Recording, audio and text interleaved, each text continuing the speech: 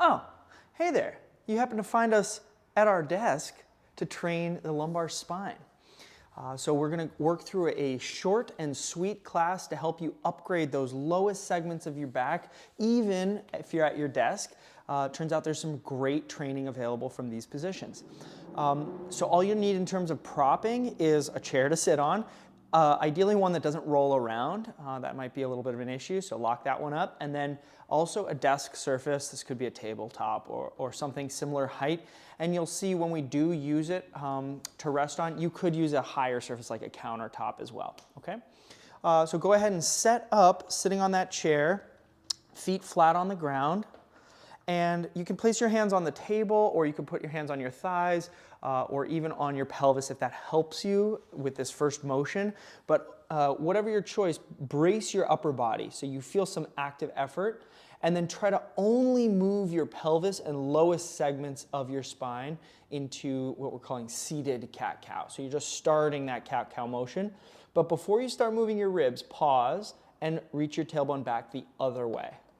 So you're really just rolling your pelvis back and forward, noticing how that starts to take the lowest segment of your spine into the beginning of a cat-cow or the beginning of a wave.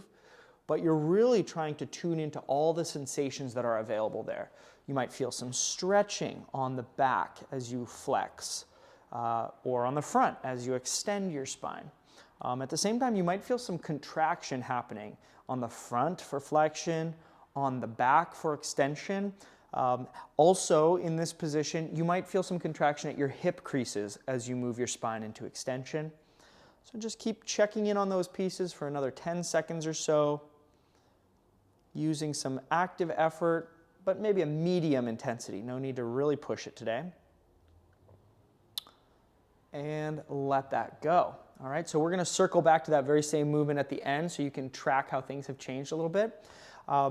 But first, we're going to invite some breathing because that has such a big correlation with function in the lower back. So go ahead and let your spine round over into flexion. You can just cross your arms and place your forehead on your forearms. If this isn't comfortable, you could grab a pillow or ball up a sweatshirt, something to kind of hug.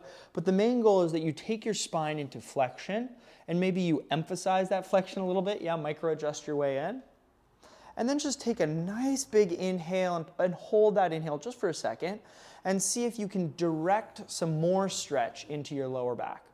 And now just relax and let the air fall out.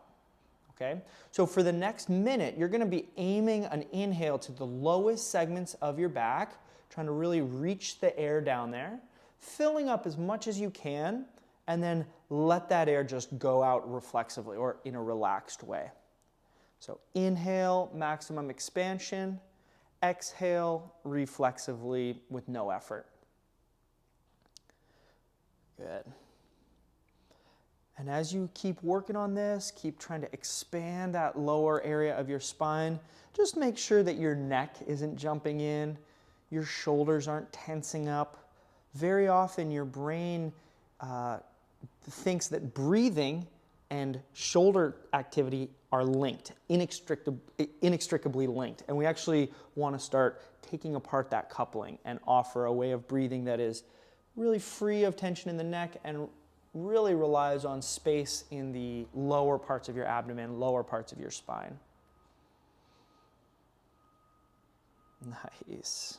Take a couple more deep, expansive inhales and relaxed exhales. Seeing what you can let go in your lower back. All right.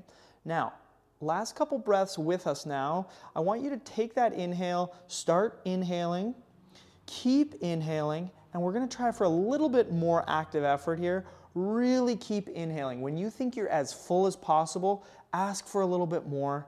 Ask for a little bit more.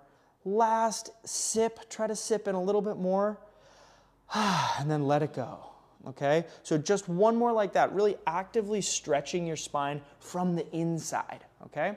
Big breath, aiming that breath to your lowest segments, and then when you think you're full, ask for a little bit more expansion. Sip a little bit more air. One more, try to stretch that lower area of your back, and let it go. Awesome. Okay.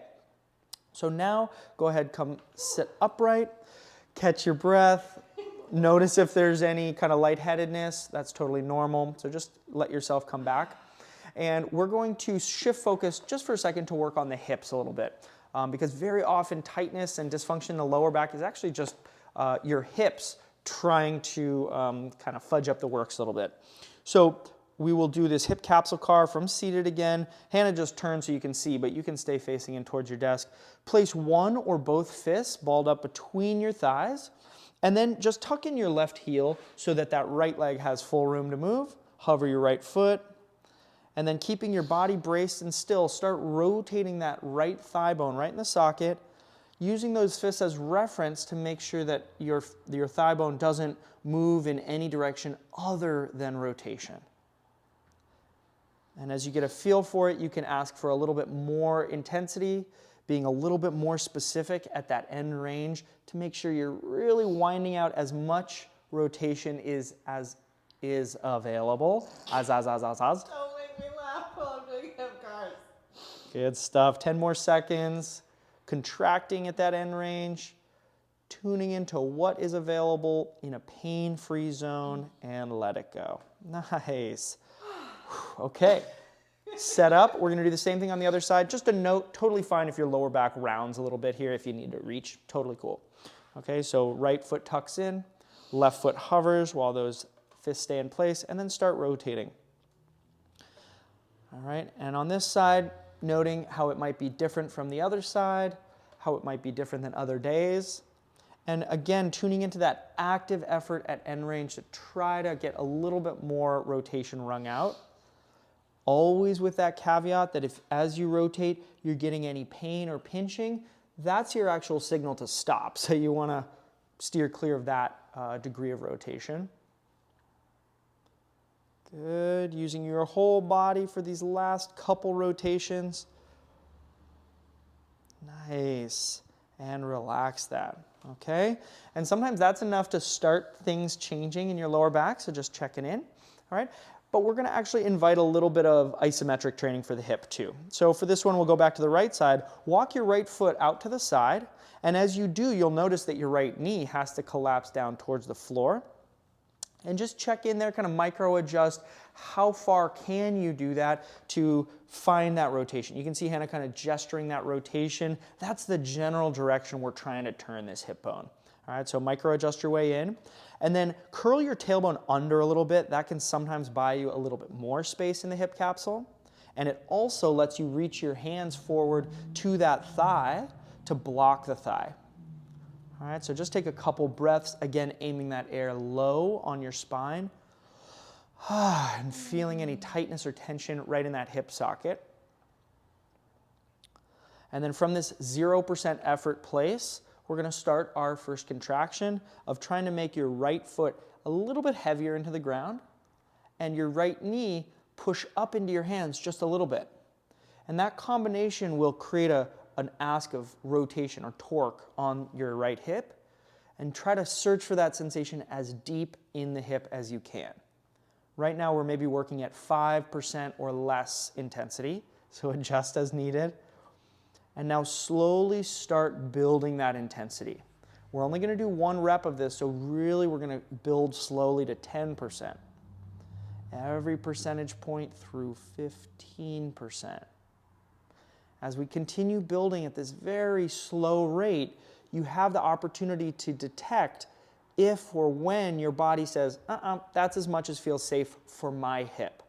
So as you build up through 30% now, take care to keep checking in on what feels safe, keep building to 40%, steadily building the volume of this contraction, like you're turning up that volume knob on your radio. Do people listen to radio anymore? No? Okay. Bad analogy. Keep going. Podcast. Keep going. 60%. So starting to get pretty significant. Maybe 70%. If you're feeling some fatigue setting in, that's normal and okay. And then building this up to your greatest safe effort. Nothing moving, but your body working hard for 5, 4, 3, 2, and slowly melt away that contraction, really letting the tension melt away from the joint. Okay, good. If you need to move your spine around, you can, but try to keep that hip in the same position. And then we're just going to invite or introduce the other contraction, not nearly as long. So brace your midsection. Start thinking of asking your ankle to get light without lifting on the ground. And that should, help you feel that other direction of rotation, your rails contraction here. Start ramping up that rails, nice and smooth, but maybe a little quicker than the last contraction. All the way now up to your greatest safe effort, flirting with a cramp on the side of your hip or wrapping around your hip. 5, 4, 3, 2, and very slowly let that contraction melt away again. Good. And then once you're back to 0, gently lift your right knee, knowing that this might feel a little bit wonky after sitting still for so long. And you can just wave it around a little bit. And then we do the same on the left side. So walk that left foot out, let the left knee drop in, curl your tail under, see if that helps bias a little bit more rotation on the capsule. And then park those hands right on the side of your thigh. Yeah. And I tell you, I've done this setup quite a bit, and each and every time I find I'm like, oh yeah, that's the ticket. That's what I needed.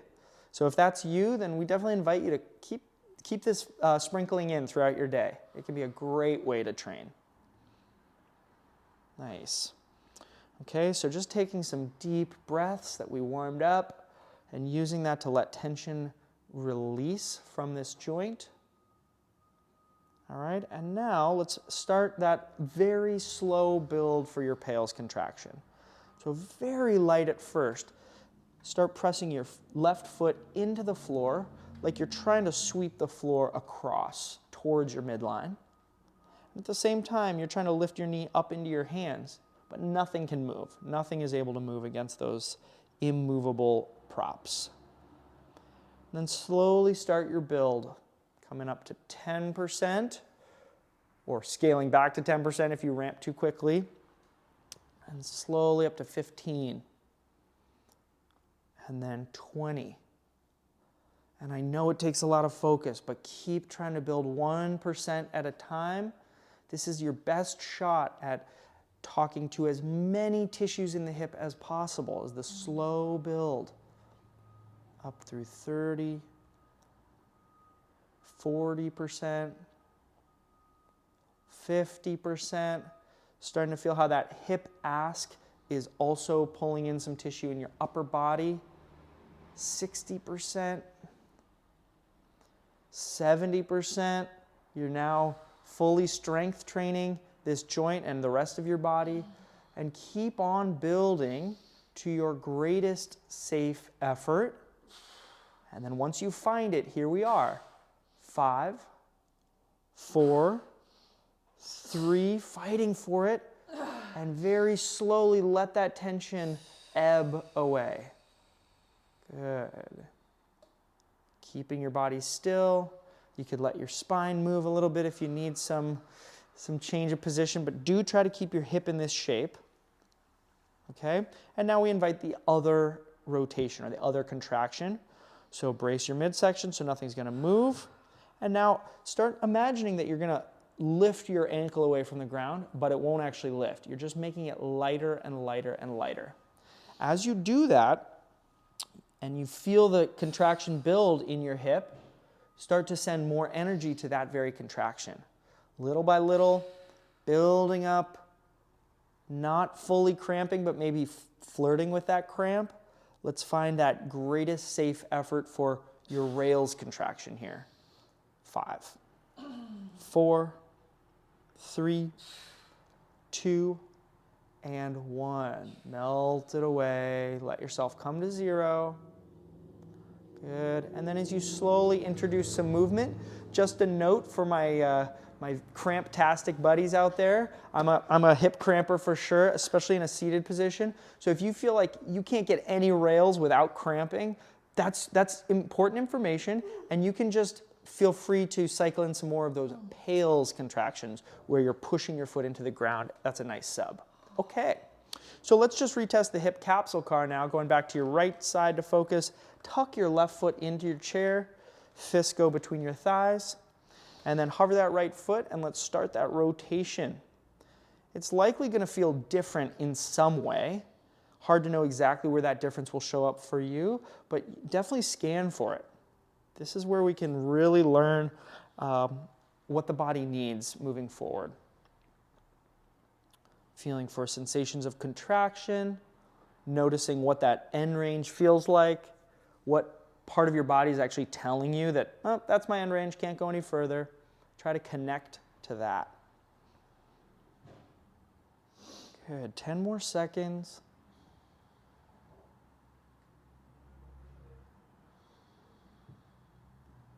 Good. And let that go. Okay, take a quick breath. Tuck in that right foot, and then fist between your thighs, hover that left foot off the ground, and start rotating. Good. Yeah. Yeah, it's always important to realize that we are literally trying to make more space in your hip joint when we do those contractions. So if you can feel for that, that's a really great one to connect. Like, does it feel more spacious in your hip? Good. Keep fighting at that end range, knocking on the door of more rotation, more sensation. Just a few more seconds, letting your brain learn more about this hip. And relax it. Very nice. Okay, so now we're going to come up out of the chair and place your forearms on your desk surface. And we're going to use this standing position both to invite a little not sitting time, because we know that's happening quite a bit when you're working and at the desk. So letting your hips come up off the chair, and then also make your forearms heavy on the desk. Both of those things will ask a little bit more of your midsection, a little bit more of your trunk musculature, and I want you to actively turn that up a little bit more. Okay, so you're making your forearms heavier, and then let's go ahead and find that full spinal flexion and extension drill, that cat-cow. Curling your tailbone under, finding a stretch in the lowest segment of your spine, and then now we're going to start building all the way up your spine. Up to you if you also want to include the neck in this drill. If so, you're going to finish the motion with your chin pulled into your chest. If not, when you get to your shoulders, just pause. Keep this shape in your upper back and start tilting your tailbone in the other direction. Feeling that you're trying to lift your tailbone while also trying to reach your belly button forward, and slowly shifting each vertebrae into end range extension. And when you go this slowly with a little trunk brace, you can really feel those spots on your spine where a stretch is happening, also where muscle contraction is happening, and maybe most importantly, if you are having some back pain, you can feel where or when that back pain would start and just steer clear of that. So again, we're only training in pain-free zones only. Keep this work happening. Last 15 seconds. Taking your time, no need to match Hannah's speed, but just really tuning into the sensations available as you move through these end range positions for your spinal vertebrae for 3, 2, 1, and relax. Good. Let your body tension go. Very nice work. Okay, and then we're going to do another set. You're free to use that same setup if that felt good, or progress it a little bit with arms straight out in front of you. This can feel really nice because there's some big tissue that goes right from your armpit all the way down to your pelvis. You can kind of feel that if you curl your tailbone under a little bit, take a big breath into your lower back. You can maybe feel that connection. Not always, but sometimes, okay? So from here, make those hands really heavy, almost like you're trying to drag your desk towards you. And then feet are firmly braced, body tension is up there, and start curling your tailbone under for cat-cow from here. It will definitely feel different. It might feel like you have less motion available. That's okay. but the input to your tissue is going to be really, really useful for you. Okay, so keeping those hands heavy throughout, changing direction at your tailbone when you get all the way up your spine, and working your way into extension. Breathing around a braced midsection. Good, very nice. When you get that up your spine, lifting your collarbones, maybe lifting your chin if you'd like, really feeling for how much can you extend your whole spine before curling that tailbone under again. Another 20 seconds, team. I know that this might get tiring for your arms or armpits. That's okay, a little strength training break for your day. 5, 4, 3, 2, and 1. All right, let that go. Great work. We're gonna retest the movement we started with by just coming back down to the chair.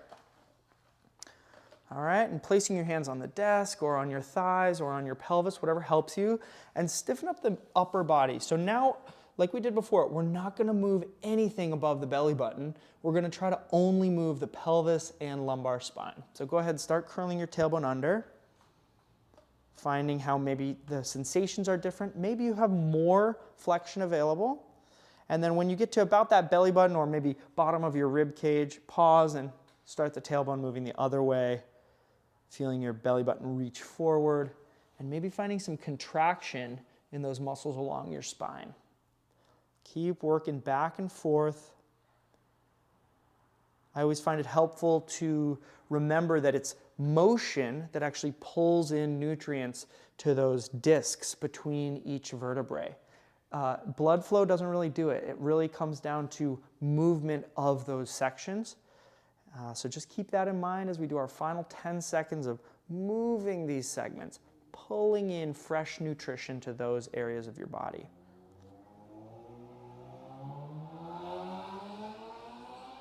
Good.